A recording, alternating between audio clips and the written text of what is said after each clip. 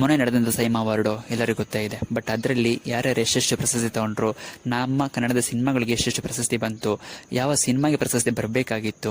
Best director, best actor, best cinematographer, ಇದೆಲ್ಲ ಯಾರಂತ ನಾನು ಹೇಳ್ತೀನಿ. ಅದಕ್ಕಿಂತ ಮುಂಚೆ ಯಾರೆಲ್ಲ ಫಸ್ಟ್ ನಮ್ಮ ಯೂಟ್ಯೂಬ್ ಚಾನಲ್ಗೆ ಬಂದಿದ್ರು ಬೆಲ್ ಬಟನ್ನ ಹೊಡೀರಿ ಆ್ಯಂಡ್ ಸಬ್ಸ್ಕ್ರೈಬ್ ಆಗೋದನ್ನ ಮರಿಬೇಡಿ ಅಂತ ಹೇಳ್ತಾ ನಾನು ಇವತ್ತು ಪ್ರಶಸ್ತಿನ ಹೇಳಕ್ಕೆ ಹೊರಟಿದ್ದೀನಿ. ಅತ್ಯುತ್ತಮ ಸಿನಿಮಾ ಫ್ರಮ್ ಕಾಟೇರ, ಅತ್ಯುತ್ತಮ ನಟ ರಶಿ ಶೆಟ್ಟಿ ಫ್ರಮ್ ಸಪ್ತಸಾಗರದ ಚೆಲ್ಲೋಹೆ,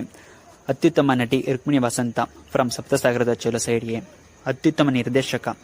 ಹೇಮಂತ್ ರಾವ್ ಫ್ರಮ್ ಸಪ್ತಸಾಗರದ ಚೋಲೋ ಸೈಡ್ ಎ, ಅತ್ಯುತ್ತಮ ನಟ ಕ್ರಿಕೆಟಿಗ್ ಡಾಲಿ ಧನಂಜಯ್ ಫ್ರಮ್ ಗುರುದೇವ್ ಹೊಯ್ಸಳ, ಅತ್ಯುತ್ತಮ ನಟಿ ಕ್ರಿಕೆಟಿಗ್ ಚೈತ್ರ ಆಚಾರ್ ಫ್ರಮ್ ಸಪ್ತಸಾಗರದ ಆಚೆ ಎಲ್ಲೋ, ಅತ್ಯುತ್ತಮ ನಟ negative role Ramesh Indira from Saptasagarada Aache Ello, ಅತ್ಯುತ್ತಮ ಗಾಯಕ ಕಪಿಲ್